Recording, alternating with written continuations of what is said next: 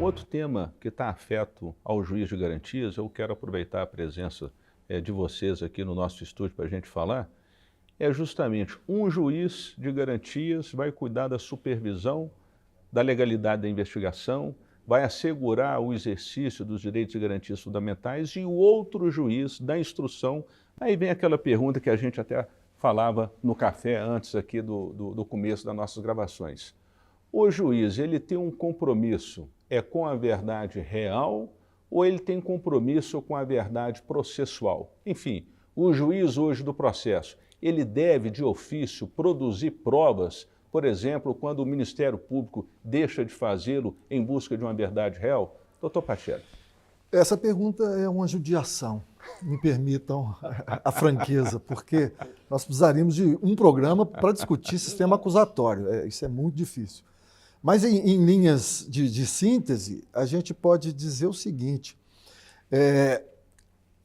o juiz, ele também é um ator, né? O juiz do processo, ele não pode ser deixado a uma posição de mero espectador. Por quê? Porque não existe verdade real. Verdade real é um sonho. Na verdade, perdoe a redundância, mas a verdade real é um princípio que foi construído mais no direito canônico, que foi construído mais à base de discussões eclesiásticas, segundo minha memória me informa agora. Então, assim, não existe uma verdade da realidade. A realidade é sempre passada. Ou seja, o processo não discute o que é real, discute o que passou. É sempre retrospectiva a visão do processo.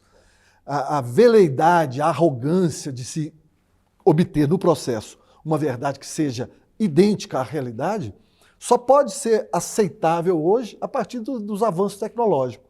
Se você tem, de fato, uma imagem capturada da realidade, você pode até reproduzir a realidade com maior fidelidade, né? Uma gravação ambiental.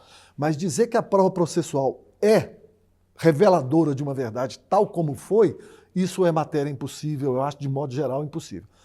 Respondendo à sua pergunta, eu acho que o juiz não é mero espectador da produção da prova.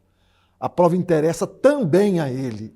Ainda que as partes sejam as construtoras dessa prova, ainda que as partes caiba ao Ministério Público provar o que alega e a defesa pode também fazer contraprova, enfim, eu acho que o juiz não pode ser o mero espectador e apenas analisar a perspectiva que dão as partes sobre a prova.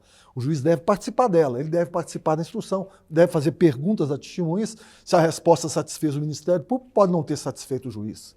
Se a resposta dada pela testemunha satisfez a defesa, o juiz pode não ter entendido assim.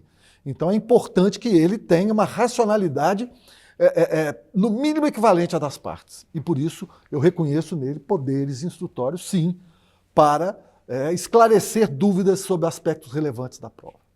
Mago Nelson. Eu concordo com o Eugênio Pacelli. A verdade real, se é que existiu, ela é um mito que já sucumbiu há muito tempo. A verdade processual, ela está mais conectada ao nosso direito e ao nosso ordenamento jurídico. E, efetivamente, o juiz, ele tem que ter muito cuidado para ele, como ator do processo, que ele realmente não é um espectador, para ficar dentro dos contornos daquela investigação, quando há principalmente deficiência instrutória por parte dos envolvidos, seja do Ministério Público ou da própria advocacia, que às vezes eles não vão direto naquele ponto que está sob o julgo daquele magistrado naquele momento. Ele é um ator, o juiz, mas é um ator contido. Ele não pode avançar determinados limites. E a verdade processual, ela, na verdade, é a que vige no nosso direito, mas ela tem as suas mazelas também.